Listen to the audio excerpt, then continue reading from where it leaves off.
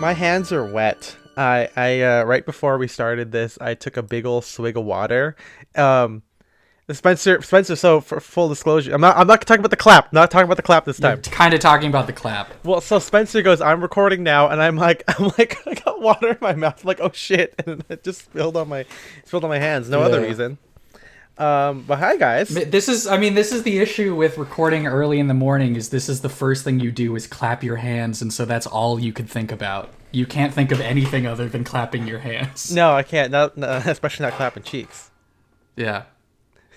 Sex. You love talking about that sinking clap that we do. We're gonna have to make a compilation of all the claps. A compilation? A compilation of all the sinking claps. What's the compilation? Is that like a conglomerate of nice things you say to people? Yes. Okay, got it. So every nice thing you've said about the clap that we do at the beginning of every episode. Which is every fucking episode. You say something about it in every episode. I don't say it nicely. I just mentioned something about it. Okay. Well, everyone knows that we clap. That's what it sounds like. That's what it is. Yeah. Well, hi guys. Welcome to Sound Direction, a menswear podcast. I was about to say stream because we did that last night, but it's not.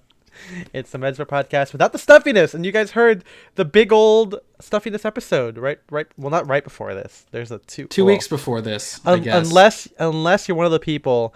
I don't know anyone who does this, but they just wait for it all to come out and they just binge it. So once a year. I don't think people like do that. I think maybe they just discover the podcast when, at a point where there's already a bunch of episodes and they can listen to it all at once. I've never found a podcast that has one episode and been like, okay, I can't wait 6 months from now. I'm going to do a marathon. Wait, you're telling me you don't do that? Because that's what I do. No, I binge podcasts when I discover them a year and a half into their run. I don't know. I sometimes bank them because I don't listen to podcasts every day. So there are some times where I'll just I'll go on a walk and I'll just burn through just one because it's an hour. I don't walk. It's not for a 2 long hours. walk. Yeah. I'm not gonna. Okay, you know what? I'm listen. You gotta come on. What do you expect him to do? He's got a car. Okay, he's not gonna walk that far. Exactly. I'm not. Hey, we're not walking to Toronto. Yeah. Call back to that. You're not Forrest Gump. I'm not. Thank you for noticing. No. Thank you for smoking, actually. Thank you for smoking.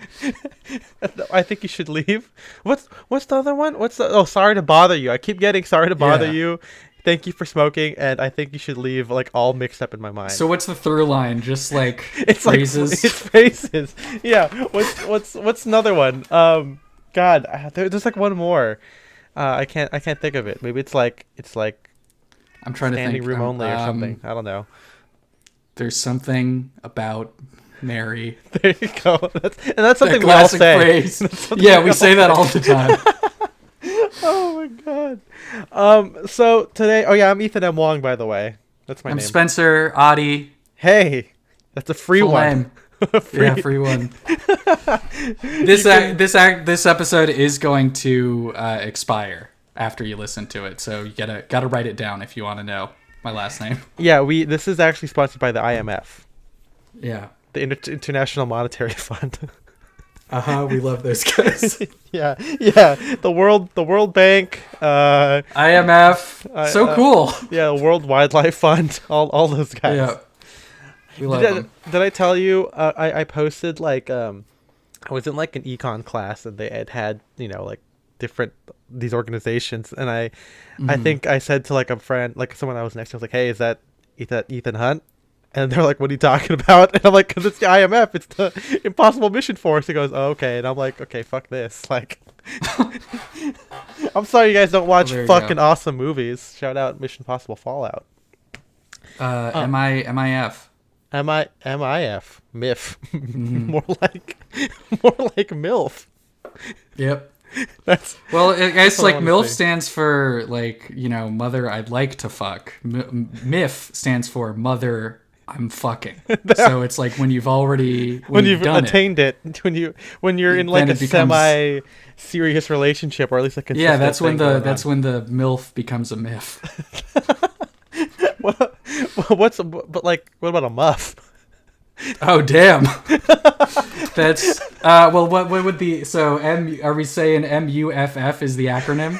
Yeah, that's the acronym. Mother under federal felonies. That's when they got arrested. Yeah, because in this universe, as we know, you can't fuck single moms anymore.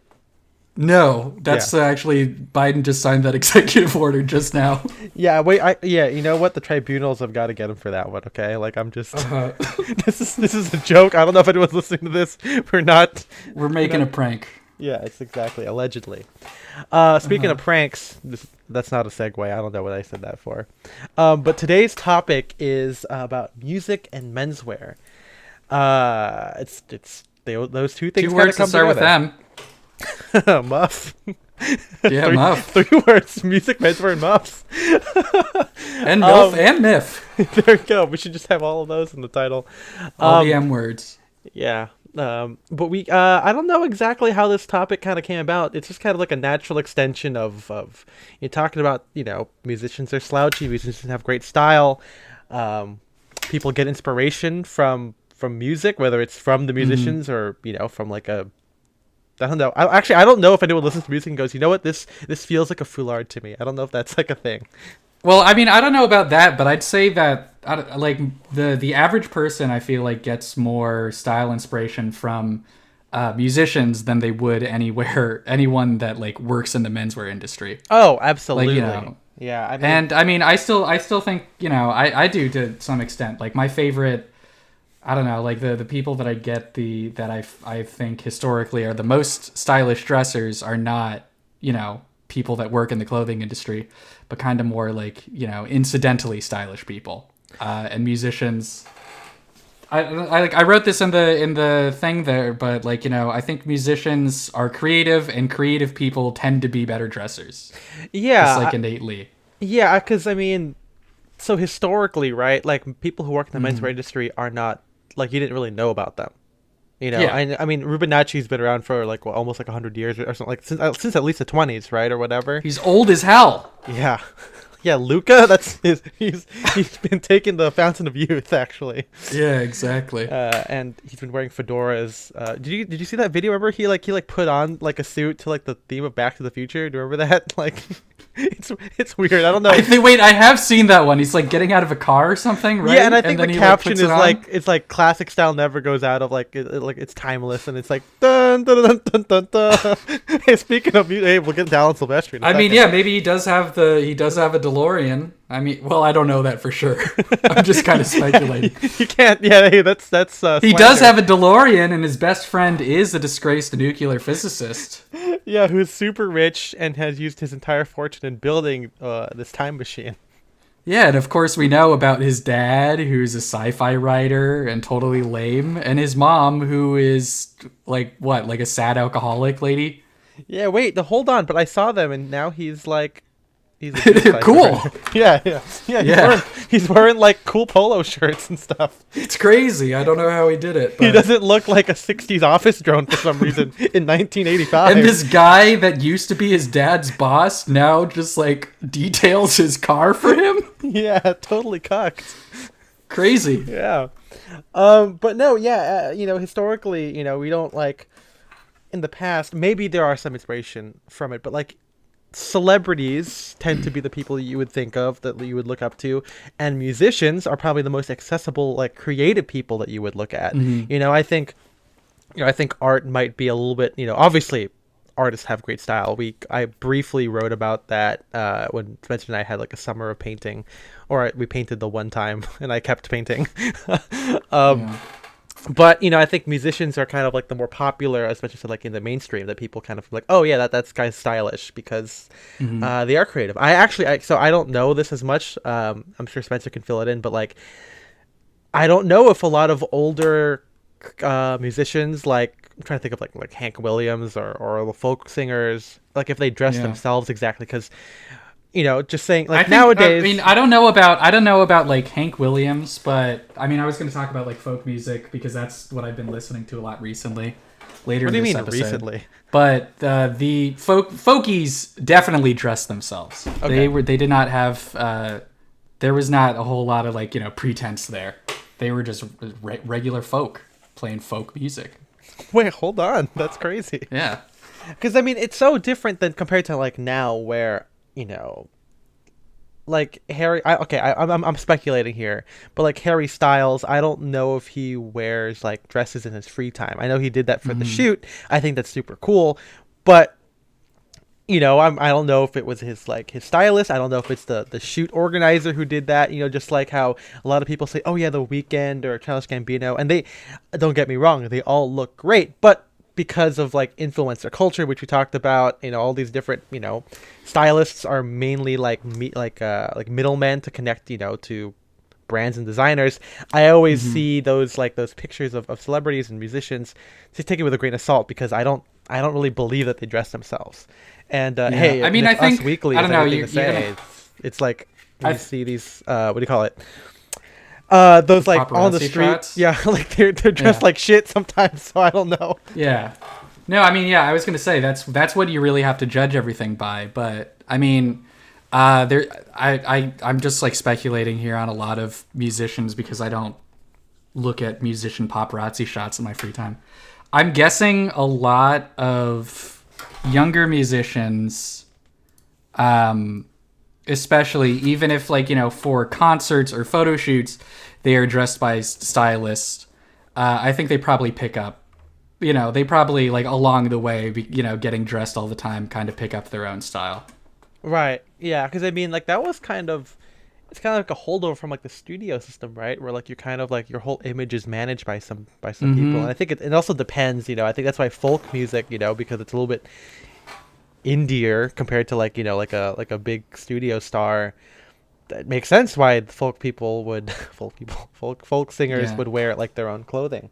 I mean, why don't you tell us a little bit about like your journey with music and how it tied into menswear? I mean, the first music, like, I don't know. I've always been like I guess like musically inclined person. I've always liked music. Whoa, you like music? I like music. Believe it or not, I like songs. Those things where we make sounds that kind of like fit well with each other. Is that your definition of music? Yeah, it's just sounds that fit well with each other. Okay. And it could be any sounds. So, as long as it fits well. Okay. That's music, baby. No, but the first music that I like really like, I don't know, sought out myself. I got into older stuff at first. I mean, partially because it's like, that's what my mom had a bunch of like, 60s Southern rock, 60s, 70s, like Southern rock CDs at home, so we ended up I ended up hearing a lot of that, and then I kind of just found like slightly older stuff by myself, so cliche, but like the Beatles and Rolling Stones, like some of the bigger 60s rock groups. And so I would like watch concert footage or like the Beatles movies. Like, how old were you? This was like probably middle school. Okay. Wow. Yeah, so I would watch like Help or Hard Day's Night, or the Beatles doing the Ed Sullivan Show, and be like, oh hey, these guys are dressed really cool. All the guys in the audience are dressed really cool. I want to dress like that. And as I've said before, there was a guy at my high school who dressed like in all vintage stuff, and so I kind of talked to him and started collecting from there. And I mean, yeah, music, especially when I was like still wearing like vintage outfits, tied into my style a lot, because I still continue to get inspiration from musicians. And I mean, something that we'll probably get into is how so many different genres of music have their own like kind of codified style you can pull from.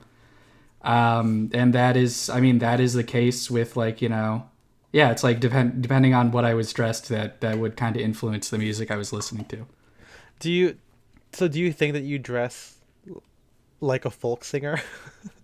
I mean, I don't I guess maybe a little bit. Like I do pull inspiration. Yeah, because I was going to say, like, it's like not even like folk singers, but it's like, if we're going, going back to like the like original kind of like popular folk scene, then I mean these people were not necessarily like, you know, the Dust Bowl farmers or you know, like you know, mine workers and stuff, but they were singing the songs of those people. And Right. I mean, it's like, yeah, another thing that I like about folk music is how kind of like anthropological it is. And again, especially with the original like popular folk scene, it was all about collecting this like American culture, like this American popular or not well, this American music. And so yeah, I mean it's like it's the same kind of thing. Like they're borrowing this style of music, and a lot of them borrowed that kind of like style of dress too. So, you know, even though a lot of folk singers tended to be like, you know, New York intellectuals, they would still kind of dress like, you know, the more down home people whose songs that they were singing.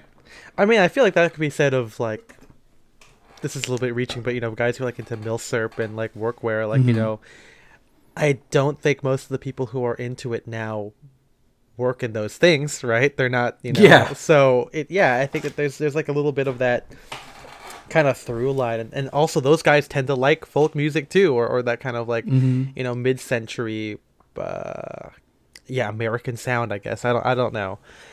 But yeah, I mean that's really interesting. My journey with music is so weird. Like I can't tell anyone enough how weird my music taste is, you know. But wait, before we go on to that, what do you listen to that now? What do you listen to now? So I mean, yeah, right now I'm like I said, I've been listening to like a lot of folk music recently. Yeah. And partially that's because from Jay, our friend Jay, he got me for Christmas this book that I had on my Amazon wish list, The Folk Singers and the Bureau, the FBI Folk Artists and the Suppression of the Communist Party, USA 1939 to 1956, which is all about that kind of like early folk scene that I was talking about. Right. Shout out to Truanon, who did a really good episode with the author of this book. I don't remember if it's behind the paywall or not, but if you can listen to it, you should. It's a really cool interview. But yeah, right now I'm listening to, and I guess the music I listen to also kind of changes with the seasons. When it's a little bit chillier and cloudier outside, I like more mellow music. And so right now I've been listening to a lot of kind of very pared down folk music. So not like the, you know, poppy 60s stuff where it's like a bunch of singers, a bunch of instruments. And I've also been listening to a lot of like 1920s jazz guitar music. So I guess like just acoustic guitar music is what I'm into right now. Little John Mayer over here. Yeah, I'm freaking John Mayer with my big pants. And the what do you call it? His like Hodinkee G-Shock collaboration watch. Yeah. Shout out Lawrence and Co. because they do the work for the PR work for Hodinkee. Yeah. I mean, so yeah, that's really cool. I mean, I've always known Spencer to be a very into this kind of music. I don't know, like it just kind of. I mean, when you look at Spencer, I feel like it makes sense. You know, I think. I mean, maybe I'm speculating here for you, but like I feel like you do signal that in a sense, right? Like how you dress, kind of, you know, informs what you like. And I don't know if whether to talk about myself or talk about Menswear guys, because I think it's kind of related. Maybe I'll do myself first. I'm gonna Google myself. You're gonna use your laptop. How else would you do it? No. So yeah, like I said a little bit ago, my taste in music is really weird. I don't know if it looks like it makes sense for me, because I have two things I listen to. So, in terms of like pop music, or like I call it non-film score. In terms of that, I listen to a lot of like indie rock, which encompasses like indie punk, garage pop, whatever. Like there's a lot of like that kind of indie, like that very. My mom calls it an LA sound, like a hipster LA sound, which I think is totally accurate. Even my ex-girlfriend said I listen to hipster music. But you know, it's like sometimes it sounds kind of 80s, because like initially what got me into it was listening to the the Catalina Breeze album by the famed Blue Jean Committee, yeah, BJC, and I really love that sound, and something that Spencer gave me some recommendations, but what I found is that I like the BJC because it's like a modern interpretation of like Steely Dan, like it's and so unlike Spencer, where you tend to listen to like some of the original stuff, and of course Spencer listens to like modern people too, but I was like, okay, I like that idea of looking at a genre through a modern lens, very similar to how I approach Menswear, where like looking at 30s, everything. And the reason why that's all there is because the original music I was always into is film score. I don't know what age, probably middle school at the same time. I think the first ever like soundtrack I ever bought for myself, like CD, was the Dead Man's Chest soundtrack. Like that was, I think it's because 2006, I was like 10 or 11 years old, and I had seen Star Wars, but the originals were like on VHS, and but like when you sit in the movie and you watch it, you're like, oh shit, and of course it's Hans Zimmer, that's eye rolling, but I was like, this is fucking awesome, like the fucking the Kraken and Davy Jones and the organ, and of course, if you guys don't know, that this movie, Dead Man's Chest, is the first movie you hear Jack Sparrow's theme, because He's a Pirate is the theme of the franchise, but Jack's actual theme is different, and he doesn't get one.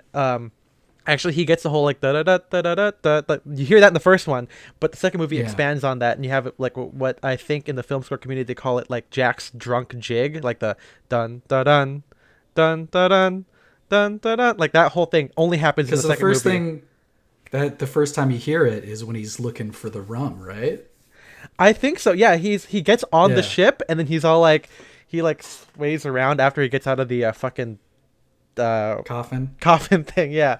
Man, that was so eye opening for me, and I don't know what it was. It was like, wow, film score is great. Because before that, I think it's kind of like I don't know if I said this on the show, on this particular podcast, probably said on stream, but that whole thing of like, when I was a kid, people said they talked about in and out, and I was like, oh yeah, that's totally cool. And I didn't really try it until I forced my dad to take me to In and Out, and I didn't like it because I put a tomato in there only. Like it was just a cheeseburger with tomato, nothing else. Okay, really quick, I want to shit on the city of Barstow for a second. Okay. So on my trip to, like, I got back from the Grand Canyon a couple weeks ago, and on the way up there, we stopped in Barstow for lunch, and of course, you're in Barstow, what are you going to eat? The original Del Taco. That's right, the first Del Taco is there. Okay. First of all, number one, it looks like any other Del Taco. Like, you would think it would at least be like an older building or something like that. No, it just looks like a Del Taco. And two, on their menu, everything was Barstow style, which means just with a tomato on top. They just like put a tomato on top, like a slice of tomato on top of your burrito or your taco. Fucking weird. And it wasn't good. Yeah, it was bad. Yeah, like just adding a tomato to something that's, I mean, burgers have tomatoes, but it's just weird. Like, you know. And it didn't like stack properly. It just like immediately fell off. It was just a bad construction. It's weird. Like, come on, Barstow, get it together. But yeah, before that, I think my style, like, people would be like, oh, I love Linkin Park. I'd be like, oh, me too, and I would listen to that, but yeah, so it wasn't until that moment that like film score really clicked for me, and then I like fully like went in. Like I spent so much of my iTunes gift cards, because back then I didn't know what else, I didn't have any like Napster or whatever, and I started downloading all these film scores like Indiana Jones, and like really like diving deep. There's a website called jwfan.com, which is, I go on it a lot, and it was very formative. It's kind of like my Ask Andy About Clothes or Style Forum, where these guys would like just fucking pick apart a score. Lots of people in there with like regular enthusiasts to people who are actually educated, because I have taken piano lessons. I'm not fully educated in film score, but like this was like so formative, like to be able to like look at something and analyze a theme and find the differences between, okay, like Indiana Jones's theme, that's the concert piece, You don't hear that in full in the movie. Like, you hear the melody lines of it altered and augmented for the specific scenes, but it's different. It's kind of like, looking at clothes like in a lookbook versus how it's actually worn. It's or worn from the people who work there or by the owners or whatever. And eventually I started writing my own music. I'm a composer. I'll link my SoundCloud in the essay or whatever if you guys want to listen to my film score and concert work. And I call it concert work because it's not film score because there's no film for it. It's just, it exists by itself. But, I was always kind of this kind of creative guy, and I always say that if I didn't write about menswear, I probably would have written about film score. And in my Instagram stories, I do some of that. And I think it's really important because it like taught me to be creative, And I mean, you've said before that like how they write about film scores on jwfan.com or whatever really informs how you write about menswear, right? Absolutely, yeah. There's also another good website called Film Tracks. The older stuff kind of sucks, but the new ones, it's if you look at it, it's very similar. Like you have the introduction, they introduce like the movie and a little bit of like the composition process, or like, oh, John Williams was, he had 5 months for this, or Hans Zimmer did that, and then then you go like you go through the soundtrack, and sometimes they go piece by piece saying, okay, here is where you hear this thing, and some of them go like cue by cue. And for those of you who don't know, a cue is like the actual piece of incidental music written in the film. It's not the officially released stuff on like on a soundtrack or on Spotify. And I tend to look for those because this is just a little off topic, but I hate when officially released soundtracks don't have every piece of music here in the film. I think that is the stupidest thing of all time. It's like if you have a lookbook and it's like these are all made by the brand, but they're only selling the tie. It's like, fuck you. Let me buy the fucking jacket, or at least tell me where it is, where it's from. And so, these guys would like go through it, and it inspired a little bit about that kind of collector mindset. Same thing that we all kind of have, like, oh, I want that particular M43, or I want the or the M65, or those M43 pants, because, with film score, like I said, like, when you're going through each cue by cue, and sometimes you have to go find the recording sessions in paralegal ways, or extra legal is the right word for that. Yeah, paralegal. Sorry, yeah, you get a paralegal to find it for you. Yeah, but it taught me to be super specific, and above all, obviously these composers reference and take inspiration from other composers that came, concert composers that came before them, but I always like the film's composers a little bit more because it's like a modern interpretation. There's more narrative behind it. I'm also, obviously I'm also younger. I haven't been to a lot of like concert stuff. I'm not a music major. And so, it's very similar. That informed the indie music that I'm into. And then of course with like I said, with menswear, yeah, Fred Astaire and all these guys are great. I still look at them, but I like looking at Ethan Newton more because it applies more a little bit to my, my context. It's easier to get into. It's easier to replicate and pull references from. But, it's, music has been very important for literally how I approach style, not just, or I guess it's also because I'm a composer too, right? Like when when you create music, at least for me, it's important to have like a narrative, right? You could call that a POV, and you're supposed to, you have like a theme for a character, and maybe the character's in danger or he's in love or whatever, and the music changes, it's augmented based on what's happening. And it doesn't just mean that that character's on scene, you play that music right there. Like, like sometimes you change like an interval, or you put in a different key, or you do some other polychords on top of it, you change up the bass notes and the tonic, whatever, to kind of elicit a different emotion. And for me, it's like menswear. Like, okay, I'm going to do Ivy, but I'm going to wear wide leg jeans instead of slim jeans because I want to signify, the workwear, like my workwear inspiration behind it, or that kind of stuff. And yeah, it's really interesting. And maybe that's why Spencer and I kind of approach menswear in this way, because, maybe we'll talk a little bit about what menswear guys are expected to listen to, but a lot of times, menswear tends to be very rule based, very, and I don't think that in the mainstream people create menswear tailored outfits like they do with music. It's not inspired by just like a feeling sometimes. That might be a little bit reaching, but I think maybe like in terms of like creating it, it's still very conservative, I guess, and that's why, like we said, when the stuffiness and the POV stuff, it's a little bit harder for some of these guys to kind of get in there, because signifying what you're into isn't as overt in menswear, because menswear has a very weird status in the whole clothing community, right? Whereas if you're a musician or a creative person and then you get into it, it kind of expands, which is why Ethan Newton, all these guys make sense. And it's also because these menswear guys that we like tend to also be into like the same, maybe not same music, but like in kind of subversive music, maybe. Yeah, I mean, so what I was gonna say is I think it's kind of interesting because there's kind of like there's like a separation between music that the actual designers listen to and the music that, like, you don't see a whole lot of heavy metal inspired lookbooks. There's a lot more things that are like, especially in classic menswear, that are referencing mid-century jazz. Right. Yeah. But I really think that's entirely just because it's much easier to do that than it is to do like a heavy metal, or screamo, classic menswear lookbook. Yeah. I mean, it's also worth mentioning that, that the thing about menswear is that it allows you to kind of put classic clothing through that lens, as opposed to like, because like Spencer, like you said earlier, when these different genres of music have like a specific style, you go to a screamo concert. I haven't been, but like or take like Tony Sylvester as a great example here, right? Like you see the audience of his shows in like those press photos that he occasionally posts, and like there's a very particular look to this like metal, like these Turbo Negro, these fans, right?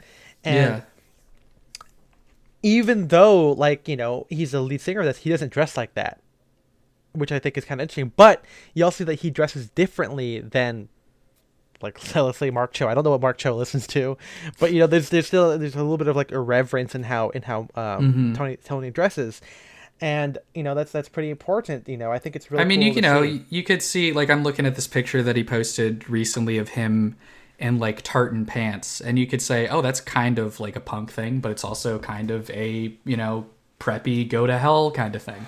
Yeah. So it's like you can like strike the difference, or strike a balance between the two. I mean, absolutely. I mean, like, you could think of like some of the original like double rider jackets that were worn by these kind of people. They have plaid lining. It's kind of like you can kind of make those connections.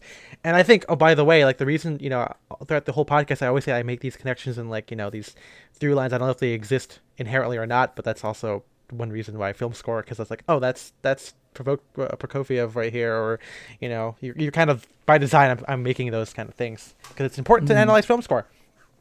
But yeah, I mean, we just we're gonna sneak peek for some episodes in the future. We're gonna talk to like what's his name, Jason, about punk and that kind of thing. But sometimes it's about the mentality of it rather than just straight up dressing in that kind of thing, and it's like Natty Adams, guys like Jake Muser and all that kind of stuff have all kind of been in that kind of rock. I don't know about metal, but like that kind of punk background.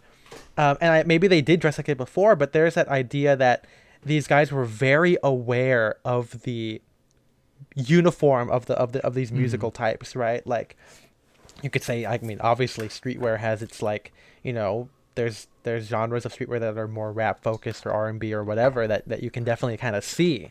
And if you're cognizant of that, I think if you end up becoming into menswear, you are able to kind of make your look much more unique. I think that there are a couple guys out there, not a lot, because I think Spencer and I definitely have that filter, but we can see which of the menswear guys that we would have maybe a closer musical taste to, or who are more creative guys who have maybe a background in music, compared to guys who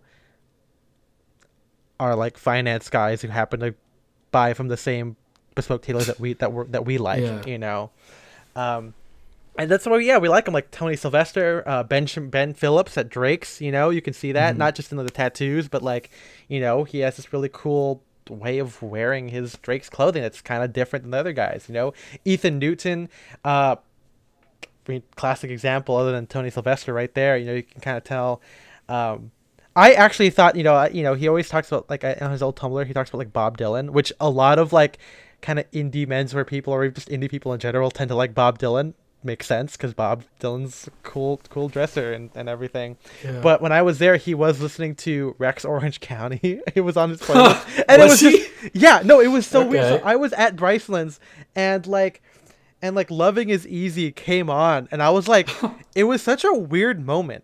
Like, yeah, because it's like he wears the, like, heavy metal t-shirts, like Metallica, yeah. Yeah.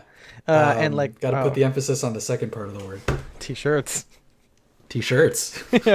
But that was so, like, I don't know, because music might be, it's a good, like, equalizer, because lots of people have like a music that they like, and these menswear guys, obviously we tend to maybe idealize them, maybe less now, because we've met some of them. But listening to, like, oh, I listen to that guy too, like, and playing in a store. Also, maybe it's because, like, I'm used to, like not good music playing at a store, like, I think at Banana Republic they played music I had, like, never heard of. I don't know if it was, like, at the J. Crew when you worked there. No, though, they played pop music there, right? Okay. Yeah, they did. I mean, we had a bunch of different playlists at J. Crew. We had an 80s pop playlist that most of the time the people who controlled the music insisted on listening to, which I didn't like very much, because it was like a dozen songs that I had to listen to all the goddamn time. But that's every retail experience, so right, whatever. Right. Yeah. I'm always curious to see what these people listen to, because, like, I think Jake Grant, the worst music retail experience. I mean, I've only worked in, I guess, 2 different shops, but Macy's was so bad. Any song that plays at Macy's is like, what are you doing as a musician if your song is playing at Macy's? That's what I've been curious about, to see, like, what music plays, like, at these menswear stores that we like. I don't really remember when we visited Drake's if music was even playing. I don't even remember. I mean, it probably was. I don't remember either. I mean, it's like, I don't know. I could see some of the smaller, like, more like independent menswear stores, or not independent per se, but just, like, not a big retailer. Yeah. Giving the people that work there more freedom to play what they want. Right. Rather than sending them a corporate CD or playlist. Yeah. I mean, that's what I mean. I obviously, it took me a long time to kind of build up a musical vocabulary, because, again, like I said, for like 15 years of my life I listened to maybe not even then, maybe almost 20 years of just film score, with the occasional, like, one or two odd, like, The Killer songs or like, or whatever. And then now, of course, it's finally fleshed out, a little late.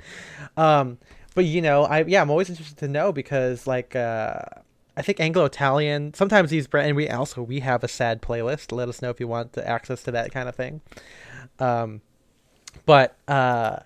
think, like, Jake Grantham also, he grew up and he gave up his, like, gig, I think, I'm not sure, like, playing guitar to join the Armory in Hong Kong, I think, or he did it for, like, or at least his first ever tailoring job as a shop guy.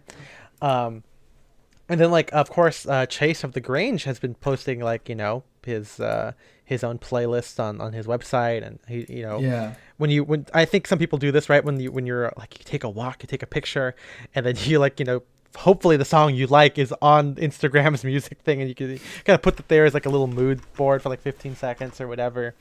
But it's interesting to see these guys. I think that maybe things are moving a little bit away from, like, the rock, because I think most of the guys who we like I said, are into rock. But it makes sense, if these guys are in, like, their 30s, maybe 40s, that's probably what they, like, listen to be, like, alternative. Brian Davis from Wooden Sleepers, also punk, like, rock kind of a guy. He said that he would go to those places. And I mean, it does make sense for punk guys specifically to get into vintage.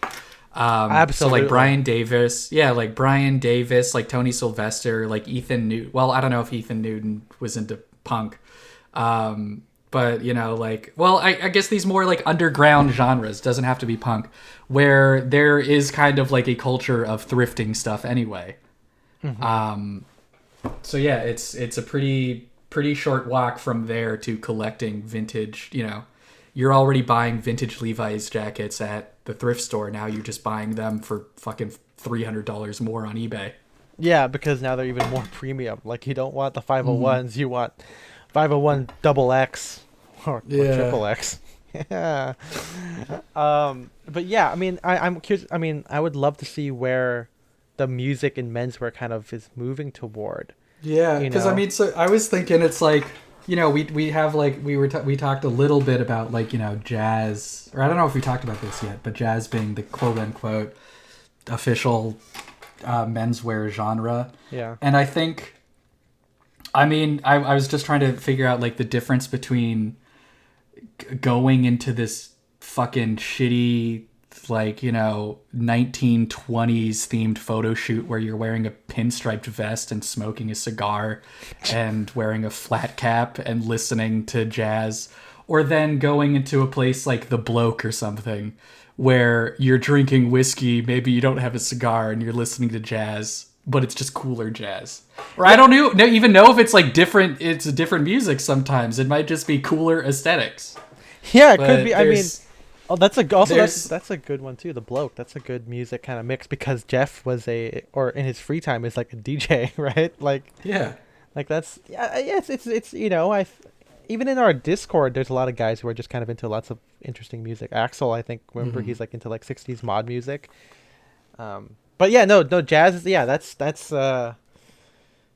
that's I wonder why it is. Maybe it's because jazz, the musicians wore suits, and that's like the last bastion of like people wearing suits in music. Because after that, you get like more rock, right? And like after the I mean, I 60s. wonder. I wonder how much of it is just like kind of just tradition, where the people that kind of set the standards for the modern menswear industry grew up listening to jazz, and they just kind of like force that taste on everyone else decades later, because everyone's just copying those original guys. Right, because I mean, like Kiyoshi has reminded us, and I remember listening to this with the interview with Andre for Hank Up Radio, is that like they look up to like Miles Davis, right? Like great Mhm. great Ivy jazz singer, but then like he was basically dressing in like the mode of the time because as later on he got like way more late 60s and Oh 70s, yeah. crazy collars, scarves, and like mod Yeah, his suits like and everything. style like evolved significantly, but there's like a portion of people who only post the photos of him wearing, button-down collar shirts and Right. suicide I mean, jackets. maybe hey, I don't know, want to say if it's like a race I thing mean, because he looks cool. Like it looks cool. I understand like getting inspiration from that, but yeah, it is kind of funny to like just they like yeah. yeah just ignore all the evolution that came later. I was gonna speculate. I don't know if it's like exactly a racing because like I don't. Even though I know a lot of guys like Bob Dylan, I don't see him posted a lot because there's Bob Dylan also did the same thing, right? Where he dressed in very early stuff, OCBDs, chinos, and then as time went on, at least in pictures that I've seen, like it gets like Well, his yeah, fucking weird. he was doing like, I mean, he had like really cool style early on too, because he was kind of doing a lot of like workwear stuff too. So Okay, there's like a cool photo of him wearing like a pullover, like chambray button down collar shirt or right, something right, like right. that. Yeah, but then Yeah. of course, as we know, it got weird later. He got into hats and sunglasses. Yeah, putting like feathers and shit like all over Yep. beads, you know. And making you know what? He made a sea shanty album years ago that was terrible, but he was ahead of the trend. Yeah, what is it? Nickelback doing their fucking sea shanty album? Fucking ridiculous. Yeah. Yeah, but I mean, yeah, I'm wondering what will codify like the music tastes of menswear like moving forward. I mean, based on what's happening, you see a lot more like kind of 80s new wave stuff happening because maybe like lots of the guys who are getting into it now, that's what they grew up with, Mhm. Um, or even like 80s kind of like rock and everything, like like what Chase listens to. And of course, again, like my indie music's kind of influenced by like 80s or 70s music as well. Um, so yeah, I mean, it's interesting. Um, Yeah. but yeah, let's move on a little bit here. So, uh, I don't know, like one thing for me that always was like a really big separation is that I could never dress like the musicians I liked. Oh yeah. Because I think that's something a lot of people kind of like get into, right? Because like you like the music, you'll do, and just like Ethan Newton, right? Like wearing the tees, right? Maybe I don't know if the Ramones or the like those guys wore their own T-shirts, but like they wore black jeans with leather jackets and like Converse, right? And then you like Ethan Newton kind of does it, or he mixes it with tailoring, Like I think there's like the air tie also kind of came from like an 80s thing too, right? Like those like 80s bands. I Like, mean, well, yeah, it's like that's kind of like a new wave thing, I guess. right, yeah, I think that's so Yeah. interesting. And like clearly like like you said, like you get some inspiration from that. Like these folk singers wear, the clothes of the people, I guess, for lack of a better phrase. But I can't do that. Because, and you'll see it in the essay, film score composers dress like fucking shit. Yeah, I was gonna say, like I said earlier, like I have a thing in the notes that it's like creative people dress better, but then I was like, not always. Yeah, I just, these people sometimes have inspiration albums. Like you have like Jimi Hendrix, a great dresser. Again, Miles Davis, or even conservative like jazz musicians. Like you could maybe even have like or Fred Astaire, singer. You could, that technically kind of counts too. But I had to look hard for these pictures because I sometimes I don't even like looking at them because it's just so okay. Like let's also like we put together, or I helped like put together this album like months ago, and the thing that was tough is a lot of these, there's like a lack of photos of a lot of these composers too. Absolutely. Like they get their pictures taken a lot. It makes sense because they are the last thing that happens in the movie, right? I mean, maybe now Yeah. it's CGI, but yeah, no, I mean, CGI artist inspiration. Hey, we also watched the Star Wars documentary that came out in 2005, right after like Episode 3 came out. And man, like also like yeah, the pictures in the 70s of these guys dressing cool, but then you see them now and like they're like talking, it's like not good. Like, yeah, it's like what happened to the George Lucas that wore like that cool sweater and that like big fur jacket? yeah, and now with he like just jeans has like and like Cortezes or whatever, and now he's just got those plaid like, shirt and like yeah, dark plaid shirts. and then like what's it called, fucking like Walmart jeans, Yeah, come on, George. yeah, Put that coat on. it's crazy because okay, like yeah, I made this album. I'll put in there. It's also gonna have pictures of Spencer's musicians, and you can see again film. I understand film score is not the coolest thing to be into. I understand that completely. You talk to people like you like pop music, people roll their eyes, but if you say I like film music, people roll their eyes even further. Well, no. So here's the thing. So I was also thinking about this with the music that I listen to. Yeah. I think I think you get a pass if you compose that music or perform that music. So you can say I'm into film scores and I actually write them sometimes. That's like really cool. And so I actually, one of my New Year's resolutions this year is to like try to pick up the guitar because like I said, I've been listening to a lot of acoustic guitar music. And I'm like, you know what? It's way cooler to say I listen to 1920s jazz guitar if I can play like a standard. If I can like actually do it. That's one of my big things too, because I think something I realized is that I listened to before I got into indie or forming this kind of musical taste. I listen to film scores because it's true. I get inspiration from it. It's kind of like, oh, why do you follow these Menswear guys on Instagram? Because it's inspiration. So framing it that way does make more sense. And I think before as a kid, when I didn't have my electronic keyboard or whatever, it's a little bit weirder. But now it's like, okay, well, hey, I listened to John Barry because I also I have this concept for a James Bond film in my mind that I've been writing music for like every single year, but that's also not something I say on dates too, because that's not it's still not cool. Okay, it's still saying that it's still not as cool as I listen to jazz and I play the guitar. I listen to film score because I compose music for my Animal Crossing island. I wrote a theme for my Animal Crossing village. Yeah, which was cool because a little small story there.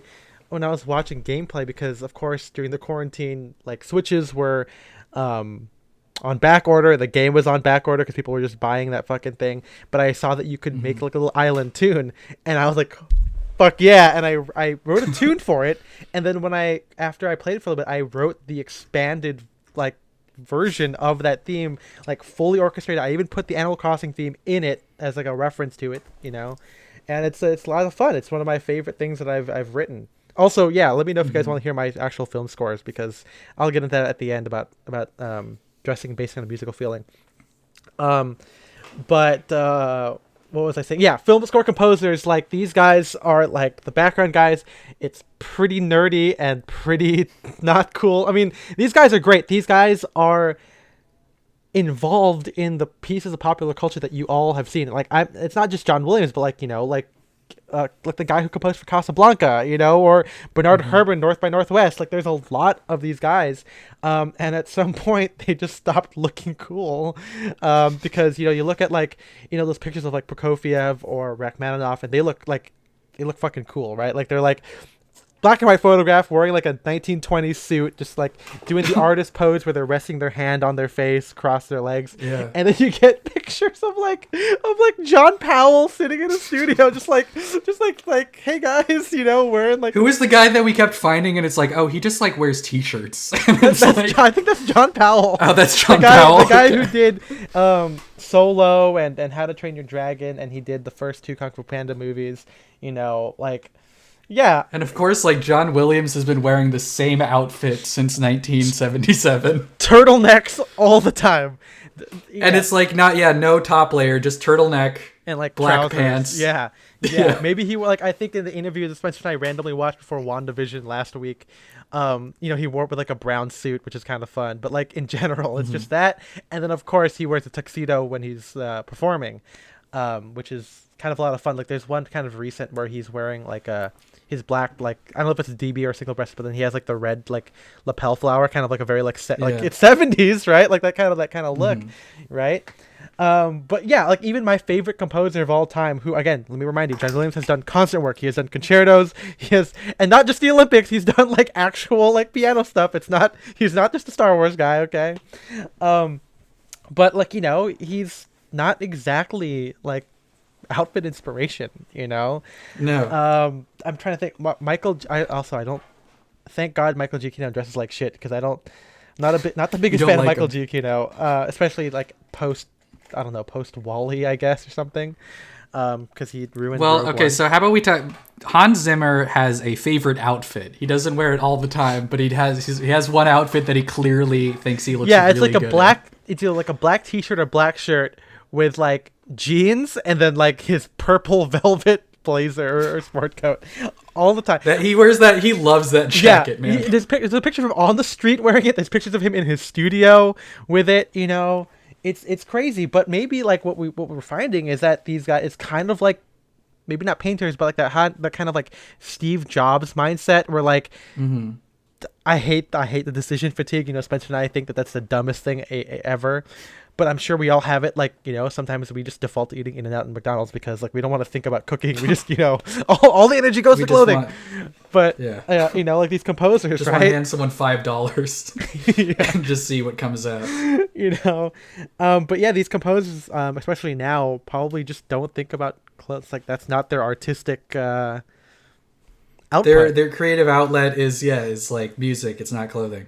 Yeah, and I'm sure like me, like they're working, they're always writing music. That's their burden of muse, I guess, but yeah, like looking at all of them, like I mean, it's cool to see like the older guys, because they all like George Lucas, they obviously dressed cooler when they were younger, like Alan Menken is the same thing. Like, I saw pictures of him like younger, being like a guy in the 70s, 80s, writing fucking musicals like Stephen Sondheim, and then now like there's a picture of Alan Menken wearing like cool round frames, and then now he's wearing like the dad like rimless rectangular ones with like the dad jeans, dark plaid shirt like the 90s.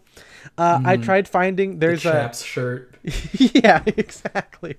There's also Jerry Goldsmith, who has done like some of the Star Trek films, and he's done Mulan. I don't know. This guy is like the epitome of like what I think of like a 80s 90s composer, because there's a picture of him wearing like a denim shirt with like wild tie, and then like again like the oval like not round, like not circular, but like oval rimless glasses, fucking ponytail. You know, He's got a ponytail. Yeah, it's like that's like the ultimate. That's the ultimate like 80s 90s creative guy look, is the ponytail. It's also like, I don't want to slander him because he unfortunately passed away like 10 years ago, and he was, you know, him and John Williams were like really big guys, but like I don't want him in my head to be like the ponytail guy. And I think you should leave, because that's also a good example of like that kind of Tim Heidecker. Tim Heidecker, I think you should leave. I told you That's couldn't be a writer 'cause you favorite. don't have a curious mind. My favorite jazz musicians, Mookie Kramer. I love Mookie Kramer. The Crest show? What is it? The Colgate Comedy Hour. Yeah. Oh, this guy's, hey man, you're really killing it. Wonder what he's playing, you know? Yeah. But yeah, these guys, I don't know. It's like it's really interesting. I mean, Leonard Bernstein, I think, has like, he's wild. He's also, I think, kind of crazy. I think, like, he clearly. I have to find this whole album again. Oh yeah, it's a lot of fun.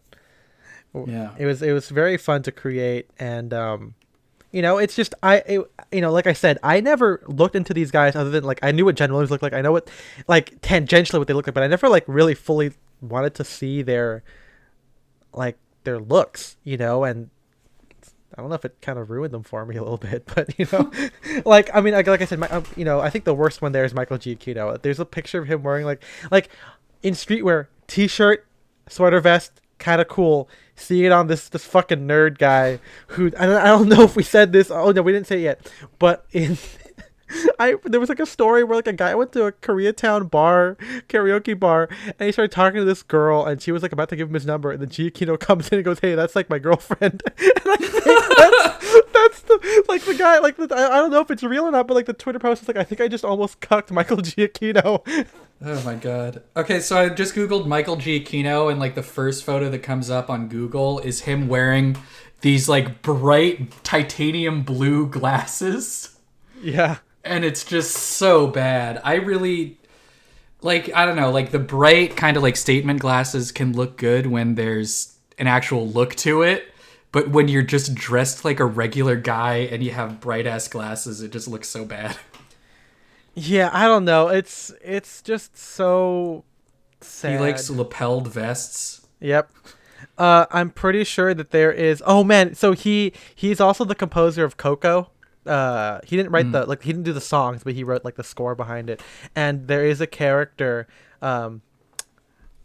like, you know, like there's he makes a cameo as an animated character, like because you know, at the end of the movie of Coco, there's a big concert. Spoiler alert, not really spoiler, but like, you know, and this guy, like the villain is singing a song, and the conductor is modeled after him, and he has the blue titanium glasses. Oh no! I'll see if I can include it in the thing. Also, he loves wearing top hats, bro. Yeah. Like, come on, man. Oh yeah, and also yeah, the animated character, the animated version of him has a top hat. Perfect. Like, again, these guys are literal nerds who have dedicated their lives to writing music like this. You know, they're not singers. You know, so it kind of makes sense that they look like shit. Yeah. which is unfortunate. They're behind the camera personalities. Yeah. God, he's wearing this one where he's wearing a hoodie over. Oh no, it's like or maybe it's like a peak lapel jacket that's too big. But he's wearing it over a like fucking like paisley like lapelled vest, man. Michael Giacchino, what are you doing? What are you doing? What the hell are you doing, Jose? What are you doing, Bober? Come on, dude. See, this is, I mean, I get it. Like when I say like, oh, I like this is on paper, this is what it looks like, and also like you talk about like what you think a guy would listen to. Obviously, like we said with menswear or with jazz, you can think of like the Mark Cho guys. You can also think of like the ponytail guys. And with film score, I'm sure you guys think of like the neckbeard nerd guys that unfortunately look very close to what Michael Giacchino looks like. So I just found some Michael Giacchino fan art that someone did on DeviantArt that has him. I mean, it doesn't look like Michael Giacchino at all. He's just wearing a black suit with a black bow tie. and he's playing a song for all the Zootopia characters and also Miguel from Coco. Wait. And they're all loving it. That's... This guy has an entire series. Do you know Alan? He did one of Alan Menken. He's dancing with Ariel. Good God. I guess are we gonna have to include these in the show notes? Here's one of Henry Jackman. There's one of Henry Jackman? There's one of Henry Jackman, and he's with Wreck-It Ralph and also the big balloon guy from Big Hero 6. God, I'm gonna... Yeah. I mean, I don't know if I want to include these dimensions. I don't know. I mean, hey, Google Michael Giacchino fan art. I did. I found it. I'm looking at it. Okay, perfect. It's I hope that this person's old. Oh no! Sorry, that's not old. That they're not old. Not old. That they're young. And I'm wrong because I looked up the DeviantArt profile and it's that he has a picture of himself. Oh no! Yeah. Oh no! Yeah. But lastly, so like let's close out here by asking: Do you think you dress based on a musical feeling? Do you think that like the way you listen to music, like how if you could sum up how you approach it, you know? I mean, like I said, it was like yeah. I think what I listen to does influence the way I dress, and like I said, right now, I mean, I could pick up. Right now, I'm wearing this World War II HBT overshirt, and I'll include in the show notes. There's a picture of Woody Guthrie wearing the same thing as like a casual jacket. So yeah, it's like I think the music I listen to does well. It's tough. Is it the music I listen to influences the way I dress, or is it the other way around? Right, because if you like old like stuff, right? Like I think that for a lot of things you're trying to get in the mindset. Okay, what did the guy who wore this listen to? It'd probably be folk music. I mean, yeah, that's kind of like how I think about it. Like I talked a little bit about this on the stream the day before we're recording this, where you don't just think of the clothing. You don't think of a piece of clothing by itself. You think of well, who would wear this? Yeah. And I think it's the same thing. It's the same thing with music. It's like, what would these musicians wear, or what would the people that listen to this music wear? And I think about that, and that's how it influences how I dress. That's that's so interesting to me because due to my excuse me, take a shot, guys. Early morning burps. But because it's almost noon. Yeah, I haven't eaten anything though. Okay. A little holdover from last night.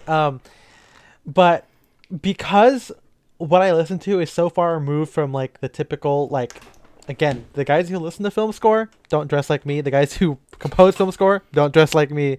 I think that plays into the whole like lifestyle aspect where I'm able to like totally detach myself from men's clothing and like have a totally different life, interests and hobbies than what a typical menswear guy would be into. Not saying that we don't share a lot of things in common with all these people, because we do, but if you were like to take like a general look at who's into classic menswear, I don't think that I fit into that kind of mold. But I don't know, there's something about film score, or specifically John Williams and the composers like him, because something if we're talking about New Year's resolutions, I started to try and look at non-film score orchestral composers that I would like, just kind of flesh out my taste. And something that I was frustrated in is that I put it in the Discord, and everyone was very helpful, but like I don't think people got like the sound that I was looking for, and that's something that's very important to me. Like that you can just tell by listening to it. Like, okay, that's what Ethan likes, and that's kind of that's a big ask, because I think everyone else knows what they're into, so it's kind of hard to get into that mindset, right?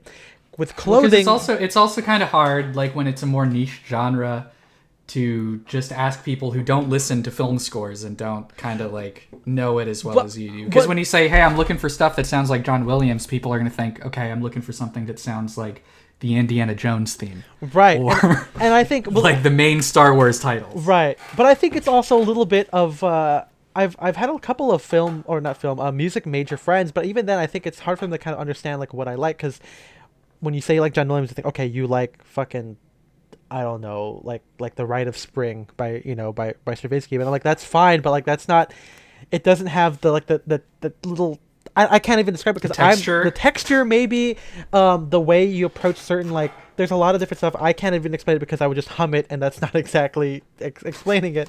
But like Spencer and MJ know exactly what to do because also they spent years in my car as I'm driving, and they hear like literally. I've spent years in Ethan's car. yeah. But I started to find out, and one of my friends, Allison, she's also a film person, not a film, a music person, and she's been able to kind of help me find what I like, and I'll link it in the show notes or my essay that'll go along with it. But like, you know, it's all Shostakovich, Prokofiev, a little bit Stravinsky, but a lot of like Elgar, and Rachmaninoff and stuff like that. But it's very specific pieces from those places that you know, that approximate this sound that I'm after, and I think it's very similar to like my POV, where like you could show us a vintage tie, but I'll probably be like, that's bad, or I don't like it because it's not exactly like with like the space of a foulard or like the soft squares. And also, I mean, it's like the same thing. This has happened to both of us, I think, where someone will come up to us and say, "Hey, I think I heard you're into vintage clothing. Well, I'm getting rid of a bunch of ties from my dad's closet," and they give us like 70s polyester, like, you know, fucking wide ties,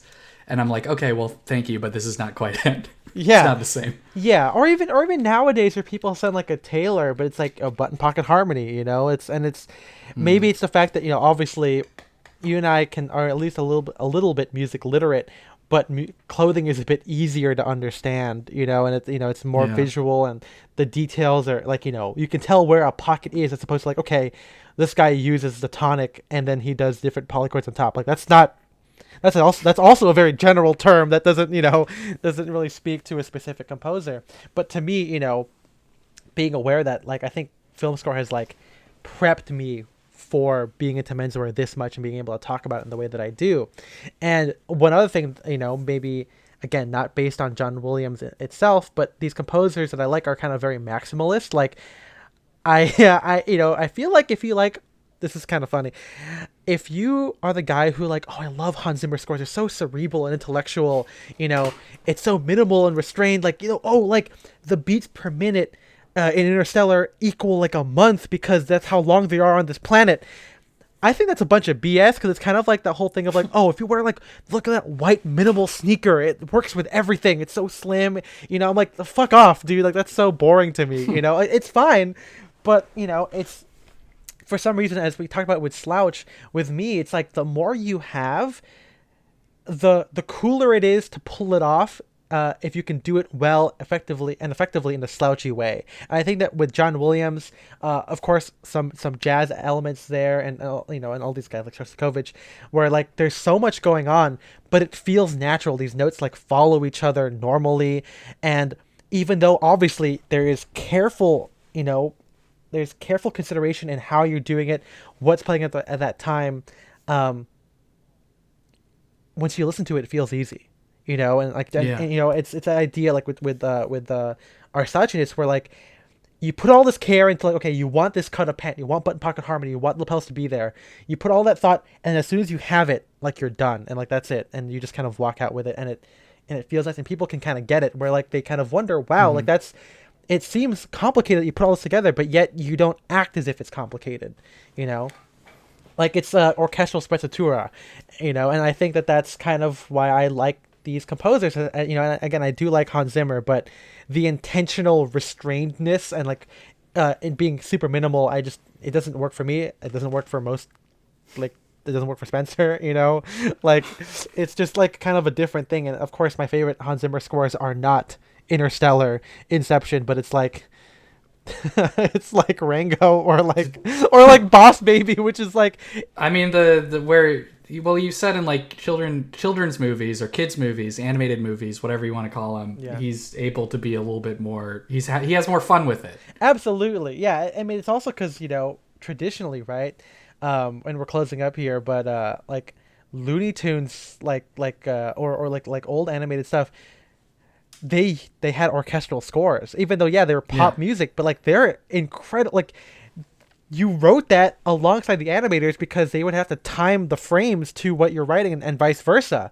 And there's a lot you have to convey with music that, you know, of course the visual of the guy getting slapped in the face with a pie is inherent. You have Foley, but the lead up to it, like the music is so, it's so fascinating to me, and being able to apply that with like with what I do, you know, intentionally evoking, you know, certain eras, certain style moves, certain genres in a way that's natural and as slouchy and effective to make sure it's good, because you know you could technically combine all of these things, just like you could have a super orchestral score and be bad, you know.